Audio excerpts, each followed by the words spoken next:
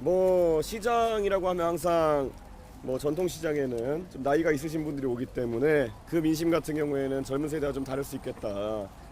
뭐 다른 지역에도 시장 가보면은 지금 선거 상황에 대해 가지고 좀 나이가 있으신 분들의 기억대로 이 통합이나 단일화 이런 얘기를 하시는 분들이 많아지겠죠. 예, 그런데 그런 것이 지금 선거 상황에는 적절한 해법이 아니다라는 말씀을 저는 드리고 있고, 무엇보다도 이번 선거는 나이가 있으신 분들이 미래 세대가 바라는 방향으로 힘을 실어줘야지만이 극복해낼 수 있는 선거다, 이런 말씀을 주로 드리고 있습니다. 예, 특히 대구 지역의 이 장년층 이상의 민심이 변하는 것이 이번 선거에서 관전 포인트다, 이렇게 생각하고 있습니다. 네. 그런 측면에서 그 빅텐트 합류 예. 계속 말씀을 하시는데 예, 전혀 일고의 가치가 없어요. 예. 국민의힘에서 어떠한 액션이라든가 제스처가 있을까? 전혀 그것이 무엇을 위한 목적인지도 모르기 때문에 뭐 그들이야 뭐 당권 싸움이라든지 아니면 이렇게 선거를 망가뜨리고서도 자신들이 뭐 유일한 정당으로 남겠다 뭐 이런 목표에서 그들의 그런 어떤 정략적 목표가 뭔지 모르겠지만, 저희는 대선 승리를 통해 가지고 대한민국이 포퓰리스트들에게 넘어가는 걸 막겠다는 대의를 위해 정치하는 것이지, 그럼 뭐 이미 나라 망가뜨린 사람들이 자신들의 위치를 보존하기 위해서 하는 고민에 대해서 뭐 저희는 뭐 관심도 없습니다.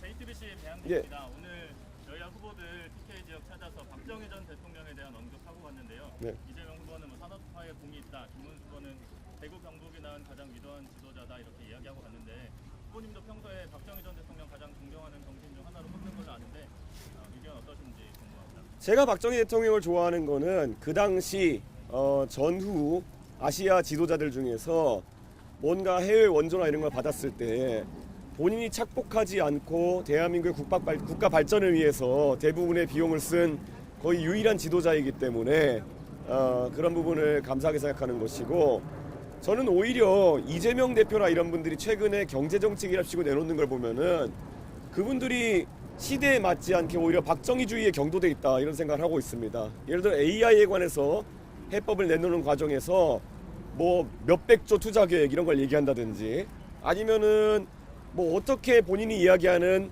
기본소득이나 아니면은 복지에 대한 부분을 재원 마련하겠냐 물어보면은 좀 택도 없는 이야기들, 뭐 국가 주도의 기업 양성을 통해 가지고 그 기업의 지분을 30%를 득해 가지고 그걸로 배당금으로 복지를 하겠다는 취지의 이야기를 한다든지, 이런 거는 아마 이재명 대표도 이미 64년생이니까 진보 진영에 속해 있지만은 경제가 발전하려면 무조건 박정희 모델밖에 없다는 약간 그런 마인드에 사로잡힌 게 아닌가, 이런 생각을 하고 있습니다. 그래서 오히려 이재명 후보가 이야기하는 그 박정희주의라고 하는 것은 지금 빅테크나 아니면 대한민국이 과학기술 패권 경쟁에 돌입해야 되는데, 그런 박정희주의와 관료주도 경제정책이 결합된 형태의 비전을 내세워가지고는 이 위기를 극복하기 어렵다, 이런 생각을 하고 있습니다. 그래서 오히려 저는 이재명 후보와 같은 사람들에게 제발 그런 진보 진영이 갖고 있는 박정희 대통령에 대한 컴플렉스, 이런 것을 극복하고 새로운 박정희주의를 좀 주장할 것이 아니라 이 시대에 맞는 좀 미래지향적인 경제정책을 냈으면 좋겠다, 그런 생각입니다. 이건 저 블룸버그의 예. 김정은입니다.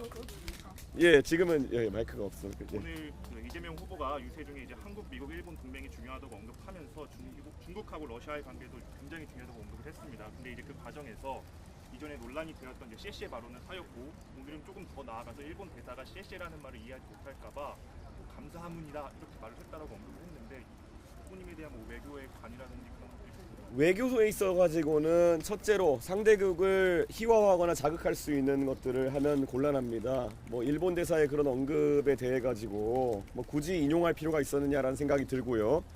그리고 한편으로는 이재명 후보가 무엇이 문제인 줄 잘 모르는 것 같습니다. 예, 지금 민주당이 전반적으로 겪고 있는 것은 그들이 국내에서는 정치에 있어서 인권이라든지 보편적인 가치를 이야기하면서 중국에 대해서는 할 말을 하지 않기 때문에 젊은 세대가 민주당의 대중국관을 비판하는 것입니다. 한 가지 예를 들자면 2019년 그때 홍콩에 민주화운동 시위가 있었을 때 저는 직접 홍콩에 가서 그 홍콩 민주화운동에 참여한 사람들을 응원하기 위해서 제 사비를 들여가가지고 시위대의 곁에 서서 옵저버로 있었습니다.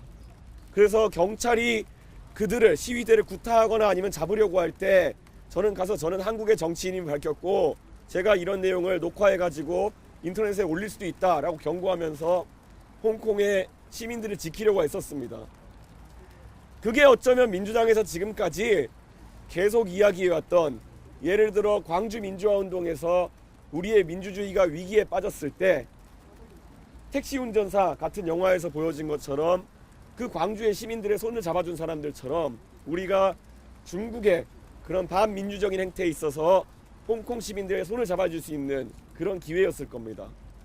그 당시 저는 바른미래당이었는데, 그래서 제가 한국에 돌아와서 그 당시 바른미래당만이 제 제안에 의해서 유일하게 중국의 홍콩에 대한 탄압에 대해 가지고 우려한다는 의견을 냈습니다. 제가 그때 목소리 높여서 그 당시 자유한국당과 민주당에 있는 의원들에게 다른 당에서도 이런 걸 당의 공식 입장으로 내달라, 이런 얘기를 했습니다. 왜냐?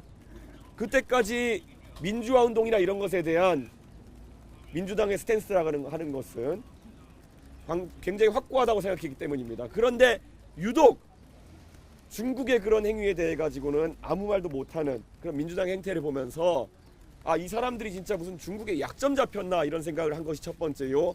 두 번째는 이 사람들이 미국에 대해 가지고는 항상 반미를 적극적으로 하면서도 왜 중국의 민주주의 위협에 대해 가지고는 아무 말도 하지 않느냐라는 생각을 해왔습니다. 그래서 저는 이재명 후보가 보통 그런 것을 입 밖에 내 가지고 자꾸 얘기한다는 것은 본인의 결핍이 무엇인지 알기 때문일 것입니다.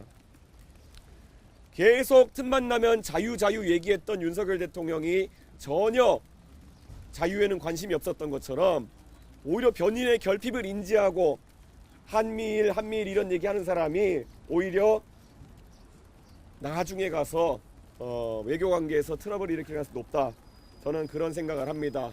우리가 다 아는 이재명 후보의 그런 천박한 언어 생활 알지 않습니까? 누군가를 존경한다고 했다가 존경한다고 말하니까 진짜 그런 줄 알더라라고 사람 조롱하는 행위라든지, 저는 외교관계에서 그러면 큰일 난다. 국내 정치에서야 좀 그런 장난질을 쳐도 되지만은 해외 관계에 있어가지고 몸과 마음이 따로 놀면은 그건 대한민국의 국제적 신뢰관계를 크게 잃어버리는 그런 결과를 낳게 될 것이다, 우려하고 있습니다.